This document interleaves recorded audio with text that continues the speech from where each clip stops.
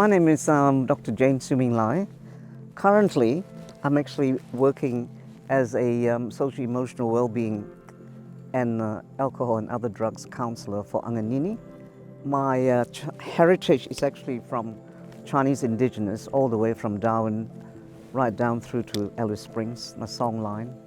My great-grandfather came from China with the gold rush, and some of the guys from the ship stopped in Timor.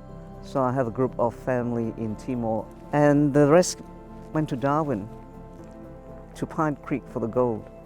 And my surname is Lai. And finally I arrived in Darwin and I opened up the phone book and I saw the Lais in the white pages. So I knew I was, I was home, and found my mob, Chinese mobs, and also I connected with the Larrakia and Torres Strait Islander mobs. And then later on in Alice Springs, I actually connected with my Aranda mob, who is actually my great-grandmother's connection of the Inca Mala. So I really relate more to Aranda. I feel so much at home in Alice Springs, more than Darwin, even though my Chinese heritage is up there. But my heart is actually in Alice Springs. The land talks to me.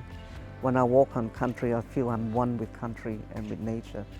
My interest in social-emotional well-being has been, from very young, I realized that we need to be connected to country, and we also need to ensure that this body is fit, because it's a temple, and this is an amazing, amazing body that we've been given to help us go through life and to be able to be effective. Today was a very successful day. The women were relaxed, they were happy, we had a good feed, the kangaroo. Yarning is extremely important for us for healing. We share our experiences and talk, and it's always a two-way thing, and we listen to each other as well, because from learning from each other, there's in each other's stories, and then we laugh about our silliness, about our lives and the mistakes we keep making, and it's a healthy way of sharing and healing. Even though it was a topic which probably would have been difficult if it was done in a white man's environment of running a workshop, Western way, and it's on the cycle of abuse.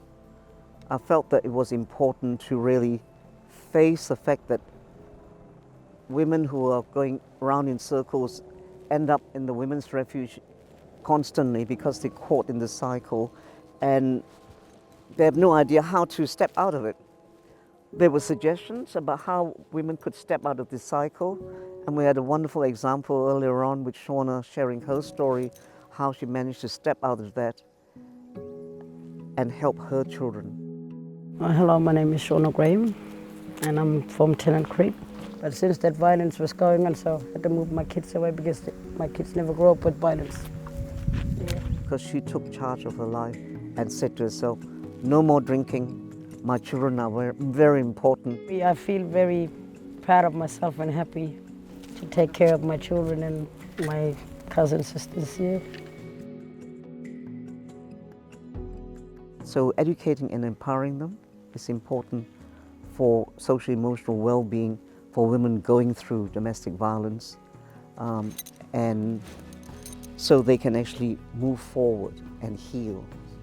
So women have to now start taking a stance and say, enough is enough, we're not accepting this anymore.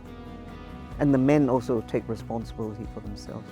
For all the women out there, just remember that you are worthy to be loved. No matter what you've done or not done, you're worthy to be loved. And we start with self-respect.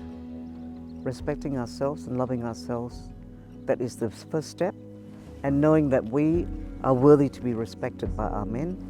And you are the educators and the advocates and the future leaders, role models for the future generation. Just know that you are strong. Always was, always will be.